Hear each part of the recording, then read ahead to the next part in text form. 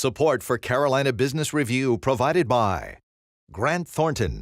Operating in more than 100 countries, our tax, audit, and advisory professionals specialize in helping companies unlock their growth potential. Blue Cross and Blue Shield of South Carolina, where healthcare is changing for the better. Find out how at ahealthysc.tv. And by Sunoco, a global manufacturer of consumer and industrial packaging products and provider of packaging services, with more than 300 operations in 35 countries.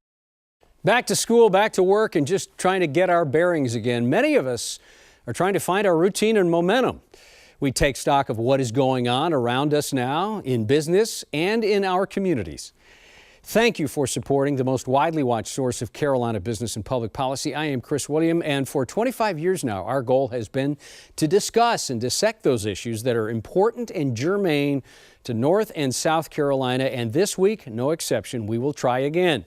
Later, we take a look at the financial underpinnings of the Palmetto State. South Carolina Department of Revenue Director Rick Reames joins the dialogue. Major funding also by Novant Health, bringing you world-class technology, clinicians, and care when and where you need it. The Duke Endowment, a private foundation enriching communities in the Carolinas through higher education, healthcare, rural churches, and children's services. And by Blue Cross and Blue Shield of North Carolina. Who's responsible for rising healthcare costs? Join us and many others in a candid discussion at letstalkcost.com. On this edition of Carolina Business Review, Deborah Cameron from the South Carolina Council on Competitiveness, Richard Buttimer of the Belk College of Business, UNCC, and special guest Rick Reames, South Carolina Director of Revenue.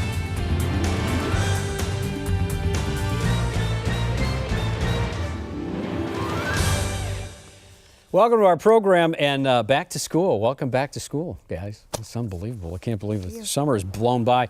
Richard, you know, one of the hottest, and everybody's talking about it, at least anybody in business or commercial real estate, residential real estate, it is truly a bright spot in this economy and continues to kind of chug along. A lot of momentum in building. Residential, commercial real estate has been extremely strong. Do you worry now that it's so strong we're going to overbuild? We certainly have to always be concerned about overbuilding, but the good news right now is that we see a lot of growth in the population of Charlotte. We see a lot of businesses coming to Charlotte. Certainly a lot of the development that's going on is a result of demand from firms where they're coming in and saying we need space, and so the developers know the space is going to be available. We had a very nice event a few days ago at UNC Charlotte where we had most of the developers for the real estate community from Charlotte and North Carolina there. And to a person, I think they were optimistic, but cautiously optimistic, because I think everybody does recognize a lot of growth has happened both here in Charlotte and throughout North Carolina and even South Carolina. I don't want to paint developers or those that build with the same brush. There are very thoughtful guys and gals that do that. Absolutely. In general, is their motivation the access to capital? Is that what keeps them building, or do they try to look around a corner and say, an apartment home is a perfect example. You could argue, many people do, article after article say Charlotte, Raleigh, Asheville, Charleston, Columbia, they're all short residential units. So when you lean into those apartment home type of construction, I mean, this has been driven by finance and maybe by market demand, or am I putting words in your mouth? Well, I think there's a couple of things that are remarkable about the apartment boom that we're seeing throughout the state. One, if you go back 15 years, there were not apartments largely being built. It's largely condominiums. And that's really, we're seeing a shift in preferences from consumers. They want apartments now. And I think the development community has done a really good job in responding to that shift in consumer preferences. Finance obviously plays a big role. If you can't get financing, you're not going to build much of anything. But I think what you'll see if you talk to the top-end developers, those that have the really big operations, they're usually trying to build a community. And so it's not just the availability of financing. They don't say we can get money so we build. What they really do is they go out and they say, we think this community needs this sort of infrastructure, this sort of apartment complex or condo complex, and then they go seek the money for that. Yeah, okay. It has been high summer, Deborah, in economic development for the Palmetto State, and certainly in industries like automotive and aerospace. OMG in South Carolina, it's amazing. Again, not to ring an alarm bell here, but do you worry at all, and I know you just came back from an aerospace conference, do you worry at all that South Carolina might be putting too many eggs in one basket, in one industrial basket with this heavy machinery type of manufacturing?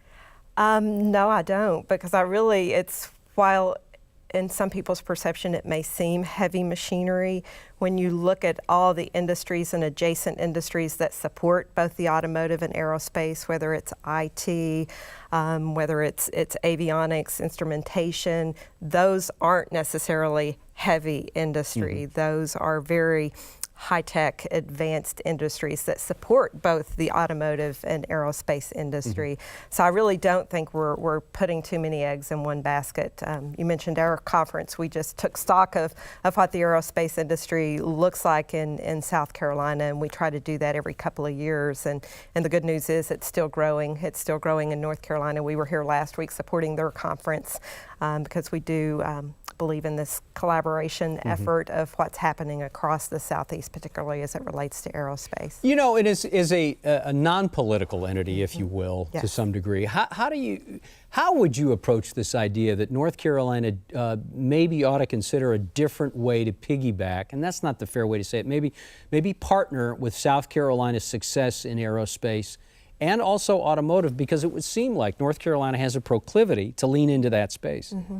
Well, I at the local economic development levels, the state and regional economic development levels, there's always going to be some cooperation, but there's also more and more collaboration. I was at an event down in Greenville a couple of weeks ago. I think it was called the Global South Metro Exchange, where folks from Charlotte, Greenville, and Atlanta and Charleston, South Carolina all came together to talk about issues impacting the region. So all from a collaborative standpoint of areas that we could work together on. So it was great to see 3 states and multiple metropolitan regions from those states cooperating. Because when businesses look at it, they, of course, at some point have to look at political boundaries, but they more look at it from, the talent pools, the research and development hubs, what's going to meet their needs, not necessarily political jurisdictions. While it does come down to that, they start out looking at much higher level things. Yeah, which, Richard, and jump into this, because two of the policy issues that run along run in the background of the 2 issues that you've talked about, transportation, skilled workers. How does that overlay in when you look at real estate? You can't look at it in a vacuum. You've got to consider it, don't you, Richard? And again, I don't want to put words in your mouth, but don't you have to consider it against the backdrop of the challenges that both states have with transportation? Well, I think certainly every state has challenges with transportation. I think that's important. I think one of the things that we certainly I as an educator in the university system of both North and South Carolina are intensely focused on is workforce development.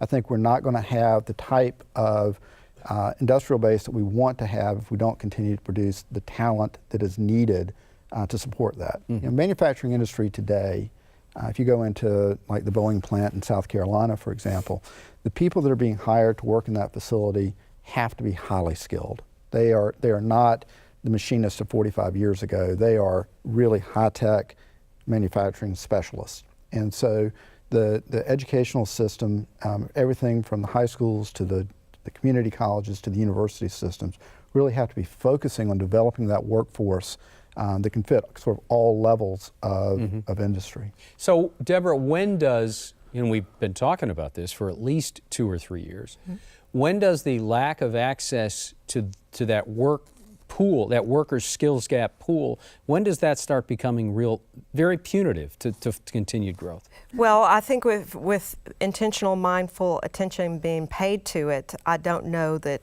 it will become an issue. I think more and more the emphasis is going in the right direction, and that's putting the emphasis on K through 12 education and starting earlier in the talent pipeline process of getting the younger generations focused more on science and math at earlier ages and more focused on career paths that are going to result in good paying jobs for them and their families. So I think the attention shift is focusing, while there's always attention focused on the adult talent pipeline and meeting the immediate needs, there's more effort and more attention than ever being paid on moving up the value stream earlier in the process to make sure that we're getting our children on career-minded paths earlier than ever. And Deborah, just quickly, do you feel like education is going to have to fight a little harder, considering that transportation is making a lot more noise? Christy Hall and Nick Tennyson, both secretaries of transportation for North and South Carolina, were here and making a very valid case that DOT and that funding formula is really paramount to a whole lot of things, including education. Well, I hope it doesn't become a battle Either between or. an either or, because it really has to do both if we're going to continue to see economic growth. We've got to have investments in both areas. Yeah, thank you guys. Thank you. We're going to meet our guest in just a moment. Before we do that, who's coming up on our program? Hopefully very interesting guests. North Carolina Budget Director Andrew Heath will be our guest coming up, talking about the revenues of North Carolina, what happens now, what is going to happen after the gubernatorial candidates race this year. It should be very interesting. And then, not to say it this way, but she is the highest paid female CEO in the Carolinas. Her name is Susan DeVore. She sits at the top of Premier Healthcare and has a lot of opinions about not just healthcare, but where almost 20% of GDP's money is going to be going over the next decade or so. Susan DeVore will be our guest. Reform has been the rallying cry of many for a long time. Reform in things like ethics, reform in elections, reform in campaign finance, and tax reform is right up there as well. The North Carolina General Assembly has taken that on with some positive results over the last couple of years, and the South Carolina State House seems to edge closer to adjusting the calculus of how residents and corporations pay their taxes. Joining us is a man that watches South Carolina state revenues pretty closely indeed. He is the Director of the Revenue of the South Carolina Department of Revenue, Rick Reames. Mr. Director, welcome to the program. Thank you. Glad to be here.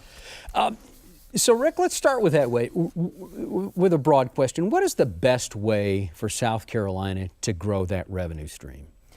Well, South Carolina just closed its most recent fiscal year ending June 30, and it was a record general fund revenue collections on top of the prior year being a record collection year. And so I think what you've seen is a lot of the economic development efforts that we've talked about and a lot of the things that have gone into South Carolina's business climate have paid off, and we've seen tax collections follow suit.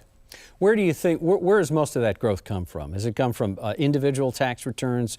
Has it come from the economic development wins across the state? Can you pin that down? And so South Carolina's general fund consists primarily of about 50% individual income taxes and about 40% sales and use taxes. And so what has grown most over the last 24 months is individual income taxes. And that is because, in large part, we have gone from double-digit employment to about 5% unemployment.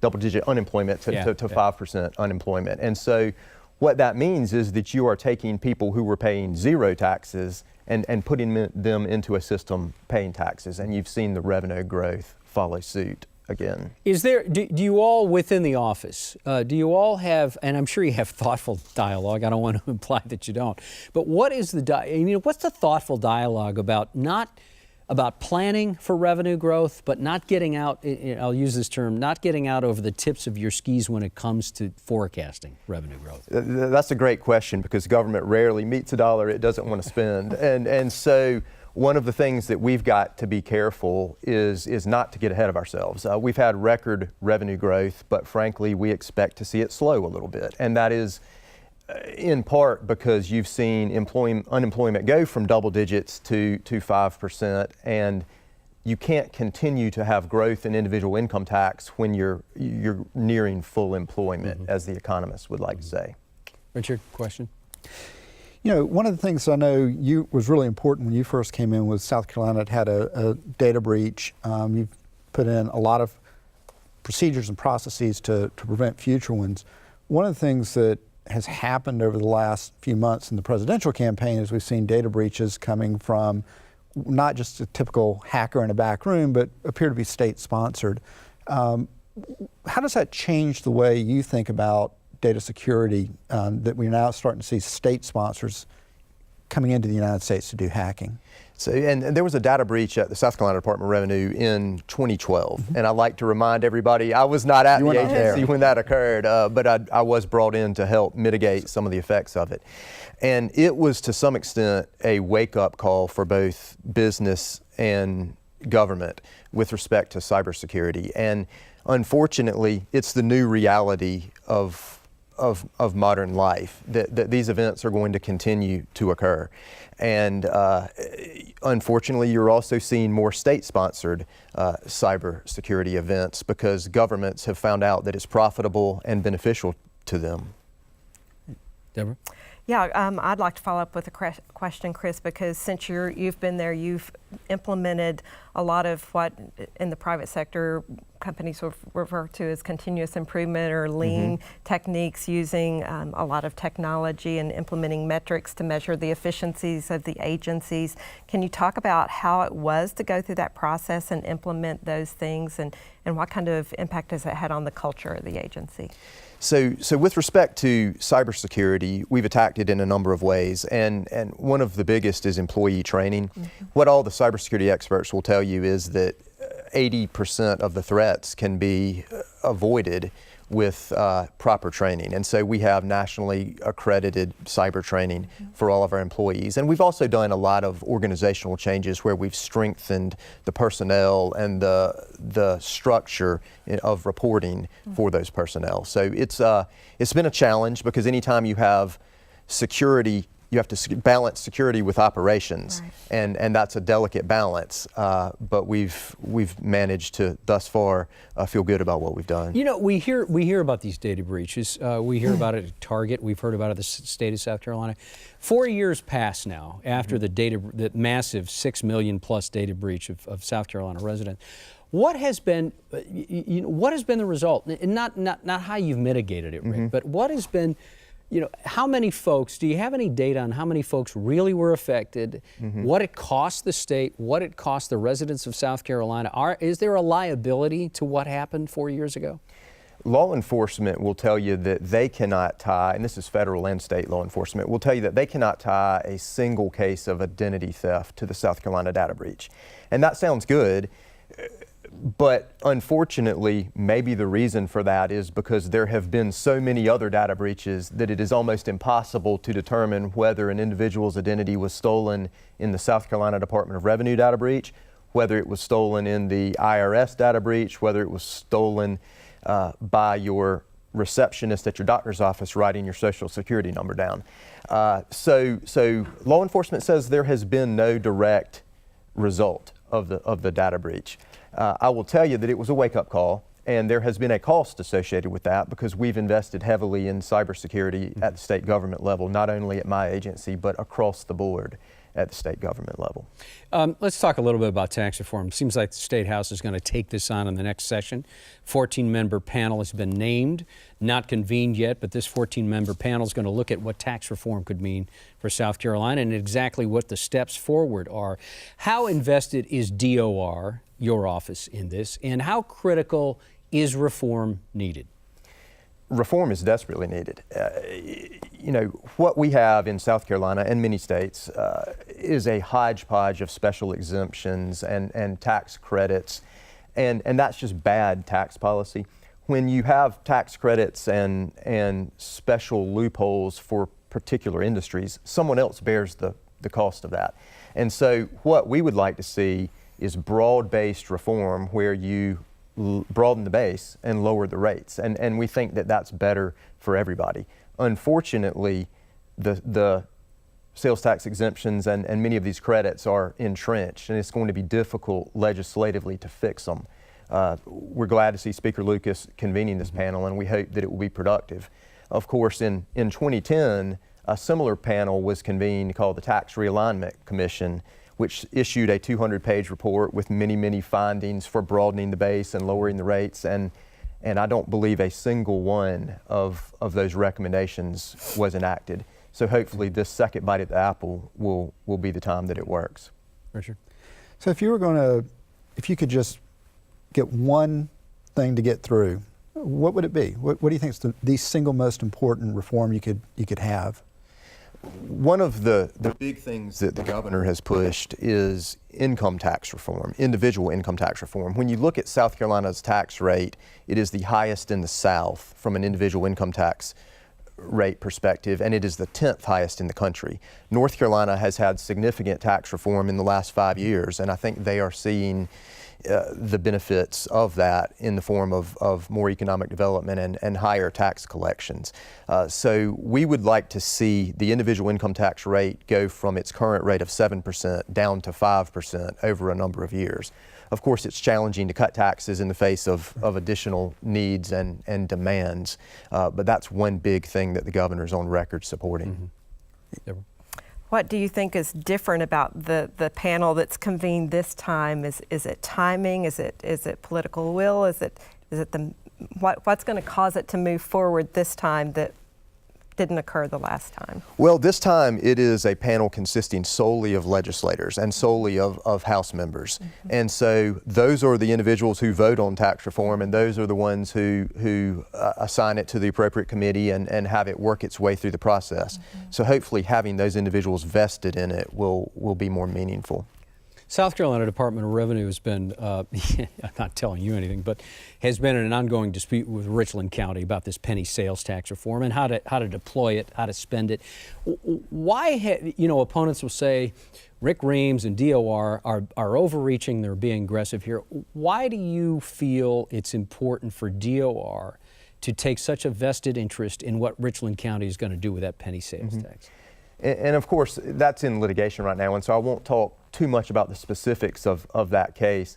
What I will tell you from a policy perspective is we just believe very strongly that if the legislature passes a tax that is earmarked for a specific purpose, that it needs to be spent on that specific purpose. And the penny tax in Richland County is a tax that was enacted to build transportation projects. And when the money's not being used on transportation projects, we feel that someone needs to step in and make sure there's accountability.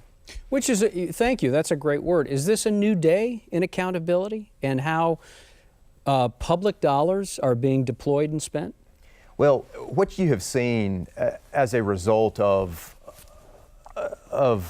the state budget process is that local governments have taken measures into their own hands to enact certain taxes. And that's what happens is that county council puts a tax on the ballot and then the voters either approve or reject it. And that is in large part a reaction to a failure at the state level of funds moving to the local level. Unfortunately, what happens sometimes when that tax gets passed is that the money's not spent for what the legislature said the tax was enacted for. And that's all we want to see is accountability and compliance with the state tax laws. We've just got about a minute left, guys, so I'm going to keep this going on one other issue. South Carolina's Secretary of Transportation Christy Hall was here recently and had made it very clear that she and the agency, DOT, were going to be much more assertive about how to raise money from the State House, from the General Assembly, to not just repair bridges, but really deploy transportation projects.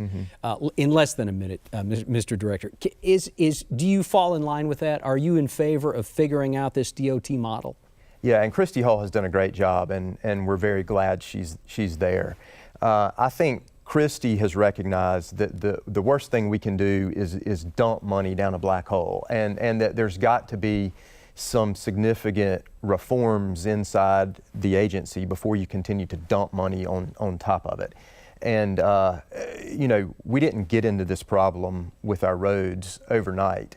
and the government has had money for the last 25 years. It just hasn't spent it appropriately and responsibly.